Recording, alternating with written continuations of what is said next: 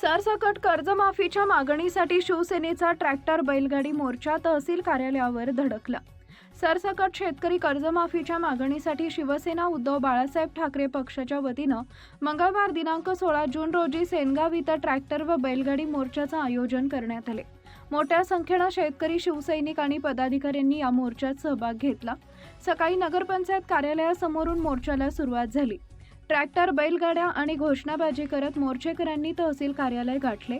यावेळी सरकारच्या कर्जमाफी धोरणाबाबत नाराजी व्यक्त करत सरसकट कर्जमाफीची मागणी करण्यात आली।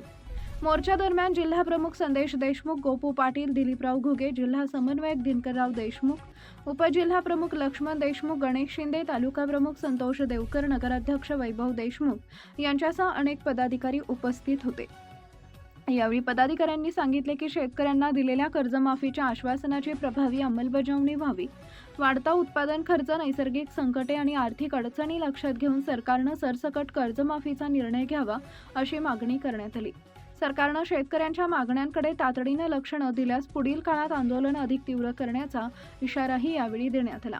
शेतकरी कर्जमाफी योजना बोगस, संदेश देशमुख यांचा आरोप। राज्य सरकारनं जाहीर केलेली शेतकरी कर्जमाफी योजना अनेक अटी व शर्ती लावल्यानं संपूर्ण शेतकरी या कर्जमाफी योजनापासून वंचित राहत असल्यानं ती संपूर्ण बोगस असल्याचे आरोप उबाटा गटाचे जिल्हा प्रमुख संदेश देशमुख यांनी केलाय।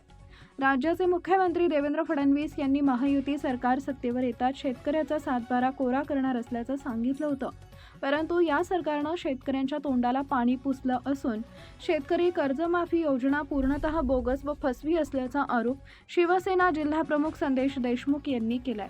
राज्य शासनाला खरंच शेतकऱ्यांना कर्जमाफी द्यायची झाल्यास कुठलीही अटी व शर्ती ठेवू नये, सरसकट शेतकऱ्यांना कर्जमाफी देण्यात यावी अशी मागणी सुद्धा या मोर्चा दरम्यान देशमुख यांनी राज्य शासनाकडे केली आहे।